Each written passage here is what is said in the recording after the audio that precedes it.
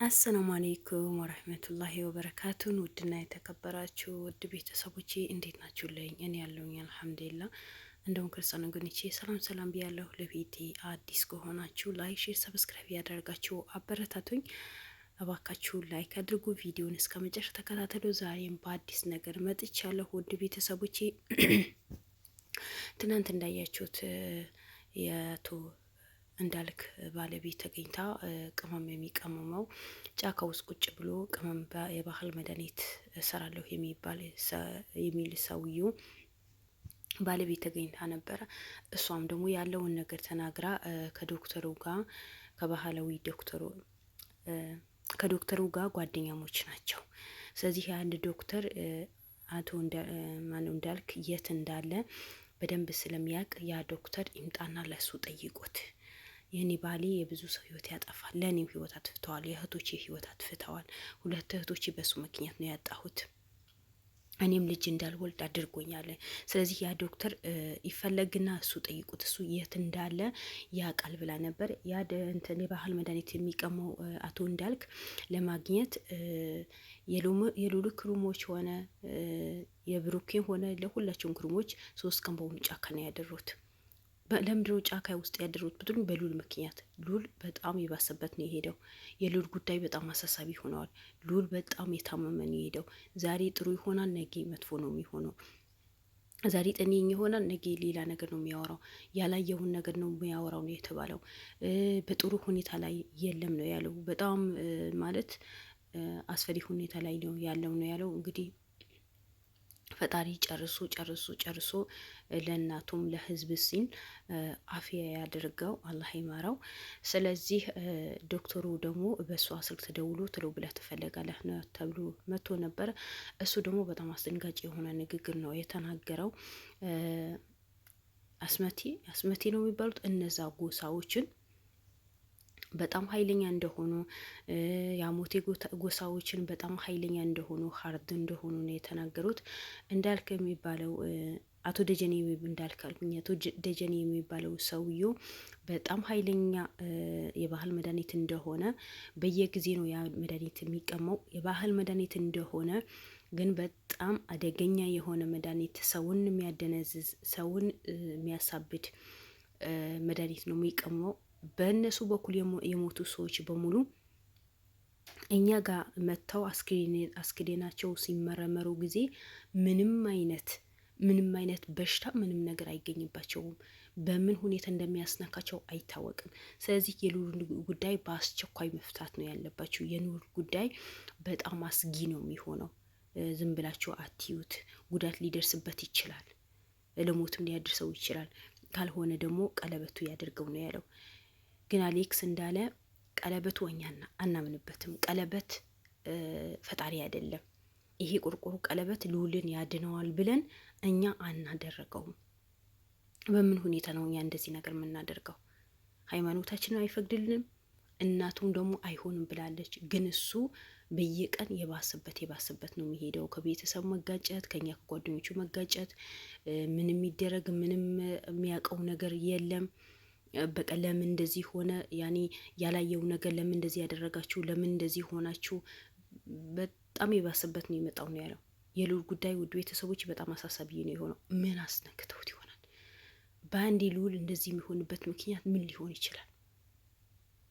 እነዚህ ሰዎች ምን ነክተዋቸው ነው? ምን አደረገ ልዑል?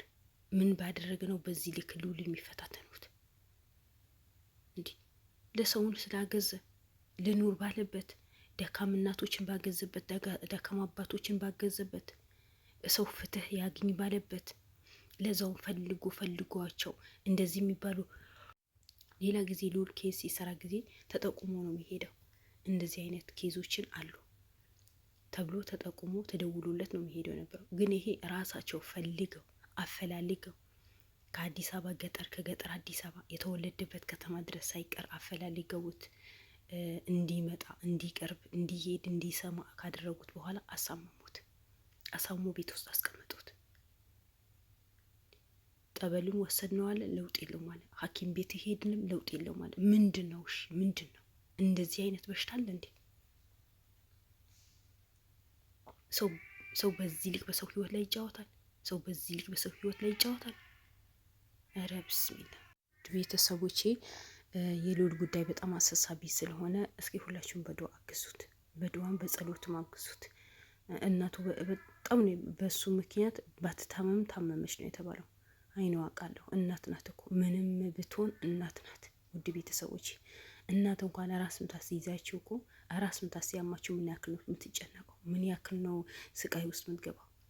ልዑል አንዴ ሰው ይሆናል፣ አንዴ ሌላ ነገር፣ ጭራሽ ያልተደረገ ነገር ተደረገ ነው የሚባለው። ያላያቸው ሰዎች ጭራሽ ያላያቸው ሰዎች መተው ነበር፣ ተገናኝተናል፣ ሻይ ቡና ብለን ምናምን ሂደናል። በቃ የሚያወራቸው ነገራቶችን ያስደነግጣል ነው ያለው። አሌክስን ያስደነግጣል። ቁጭ ብለን እሱ ስናይ ማልቀስ ነው እንጂ ምንም አይነት ደስታ የለም ነው ያለው። ለልዑል ይሄን ይገባዋል? ምን ባደረገ ምን ባጠፋ? ጥሩ በሰራበት፣ እናቶችን ባገዘበት፣ አባቶችን ባገዘበት፣ ሰው ፍትሃዊ ሆኖ ይኑር ባለበት፣ ሰው በሀገሩ በደስታ ሆኖ ፍትህን አግኝቶ ህግን አግኝቶ መብትን አግኝቶ እንደ ሰው ይኑር ባለበት ነው ዛሬ ልዑልን ይህን ፊትና የሚያየው። ሁለተኛ ደግሞ ራሳቸው ፈልገው አፈላልገው ጠርቶ ወስደውት እንደዚህ አይነት ፊትና ውስጥ መጨመር ማለት ምን ይሉታል? ምን አይነት አይምሮ ነው የሚኖራቸው? እነሱ ለጎሳቸውን ይህን አል የሚጨነቁት ግን ለእሱ ህይወት ለምን ነው የማይጨነቁት? እንዴ ጎሳ ማለት ምንድን ነው? በቃ ጎሳ ነው፣ ስም ነው፣ አለቀ። እንዴ ከምንም በላይ እኮ የሰው ህይወት ነው የሚያሳዝነው። ውድ ቤተሰቦች የሰው ህይወት በምንም ነገር አይተካም፣ በምንም ነገር አይገዛም። ልዑል እኮ ልዑል አንድ ነፍሱ ያው ክሮሞች ቢኖሩትም ጓደኞች ቢያግዙትም እኮ ልዑል የብዙ ሰው ነፍስ ይገዛል። ብዙ የወደቁ እናቶች ነው የሚያነሳው። ብዙ ንብረታቸው የተቀሙ ሰዎች ንብረት ነው የሚያስመልሰው። የታሰሩ ሰዎች ይወጣሉ፣ የታገቱ ሰዎች ያወጣል። ስንት ነገር አይተናሉ። ስንት ስራ መንግስት ያልሰራው ስራ እኮ ነው ልዑል የሚሰራው ነበረው። በጉልበቱ ራሱ ህይወቱን አሳልፎ ሰጥቶ ቤተሰቦቹ አሳልፎ ሰጥቶ ሊያገብ እንኳን ቀን ቀጥሮ ተይዞ በሰው ምክንያት የሰውን አድናለሁ ብሎ በገባበት እኮ ነው ኤልሳን ጥላው ሂዳው ዛሬ ተለያይቶ ያለው።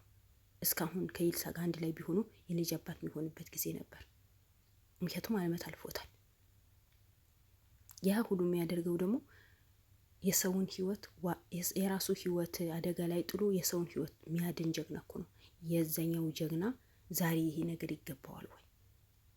የልዑል ዛሬ ይሄ ይገባዋል ወይ? ይሄ አስፈላጊ ነገር ነው ወይ? ፈልገው ወሰውት ለምን ነው በዚህ ልክ የሚጫወቱበት? ምን ቢያስነኩት ነው ልዑል እንደዚህ የሚሆነው? ከቤተሰቦቹ እንዳይስማማ፣ ከጓደኞቹ እንዳይስማማ፣ ስራውን እንዳይሰራ፣ ጭራሽ ያልተፈጠረ ነገር ተፈጠረ፣ ጭራሽ ያልተደረገ ነገር ተደረገ። ዶክተር ትክክል ነው ያደርገዋል ነው ያለው። ምክንያቱም ይሄ አቶ ደረጀ የሚባለው ሰውየው የሚቀማቸው መድኃኒቶች በሆኑ በጣም ኃይለኛ የሆኑ ሀርድ የሆኑ መድኃኒቶች ናቸው አለ። እኔ ከዛ ጉዳይ ላይ እንዲወጣ ብዙ ጊዜ ሪፖርት አድርጊያለሁ፣ ብዙ ጊዜ ለፍቻለሁ። ግን ከአቅሜ መጨረሻ ላይ ደግሞ አገራችን ለቀህ ውጣ፣ ሳትሞት የሞት ፍርድ ሳይፈረድብህ ከሀገራችን ለቀህ ውጣ ብለውኝ ትቼ ልጄም ባለቤቴም ይዤ ወደ አዲስ አበባ መጣሁኝ። ኃይለኞች ናቸው፣ በጉልበታቸው ይተማመናሉ። አሞቴና ሰምራል የሚባለውን ራስ በራሳቸው መንገድ ላይ የሚፈላለጉ ሰዎች ሀታ ዶክተር ሁኝ ሀገራቸው ሂጄ ሳገለግል እኛ ዶክተር ካላከምክ የኛ ህዝብ ካላከምክ የኛ ጎሳ ካላከምክ ብሎ መንገድ ለመሄድ ከለከሉኛል። መግባቱ መውጣት እኔ መንግስት መድቦኝ ነው የሄድኩት አለ። ግን እነሱ ወዘጋ በጉልበታቸው ነው የሚያኖሩት። መድኃኒቱ እንኳን ወደ ሐኪም ቤት እንዳይገባ መንገድ ላይ መኪና ያቆሙ ነበር አለ። በዚህ ላይ ጉልበተኛ ናቸው። እንማን ስለሆኑ ነው በዚህ ላይ ጉልበተኛ የሚሆኑት? እንዴት ሀገሩ ላይ ፖሊስ የለም? እኔ ምለው እዛ የሚባለው አገር ላይ ፖሊስ የለም ወይ ነው? እንዴት በዚህ ልክ በሰው ህይወት ላይ ሲጫወቱ ጊዜ እያንዳንዳቸው ተለቅሞ ለምንድን ነው እስር ቤት ማይገቡት? ከየት ነው የመጡት? እነሱ ምን አይነት ጉልበተኞች ናቸው? መቼም ከህግ አይበልጡም አይደል? ህግ ነው። ህግ በህግ የሚተዳደር ሰው ነው። እነዚህ ሰዎች ግለሰብ ሆነው የከሌ ጎሳ ለምን የከሌ ጎሳ አላከበረም፣ የከሌ ጎሳ ደግሞ የከሌ ጎሳ ለምን አልደገፈም፣ ለምን አልሰገደለትም ተብሎ የሌላ ሰው ህይወት መጥፋት አለበት እንዴ?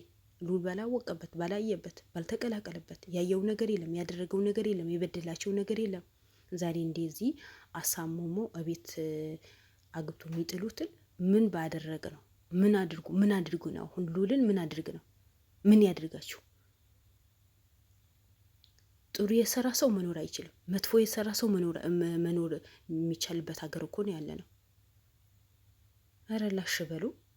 የምን በጣም ነው የሚደብረው። በተለይ ዛሬ አሁን ዶክተሩ በተናገረው ነገር እኔ ሉል ህይወት በጣም ነው ያሳዘነኝ። በቃ ያለው አማራጭ ቀለበቱ ማድረግ ነው ያለበት። ለምን ያ የሚቀመመው መድኃኒትን በሆነ ምክንያት አድርገው አስቀመሱት ነው ያለው። በቃ ምክንያቱ መድኃኒቱ ያድናልም እንዳይሽር የሚያደርግ መድኃኒት ነው። ያ መድኃኒት ሉልን በሆነ ቦታ አግኝቶ ከሆነ ነገር አቅምሰውት ነው እንጂ ውድ ቤተሰቦቼ ዶክተሩ እንዳለ የሉል ጉዳይ መጨረሻው አስፈሪ ነገር ሊሆን ይችላል። በቻላችሁት አቅም ለሉል ተሎ ብላችሁ ድረሱለት። ከቻላችሁ ቀለበቱ እንዲያረግ፣ ካልቻላችሁ ደግሞ የሚሻላችሁ መንገድ መጓዝ አለባችሁ። አቶ ደረጀ የት እንዳለ የት እንደሚገኝ በጓደኞቹ ቀስ በቀስ አጣራና እነግራችኋለሁ። ምናልባት የሉል መፍትሄ በዶክተሩ በባህል ዶክተሩ ወይስ በአቶ ደረጀ ሊገኝ ይችላል።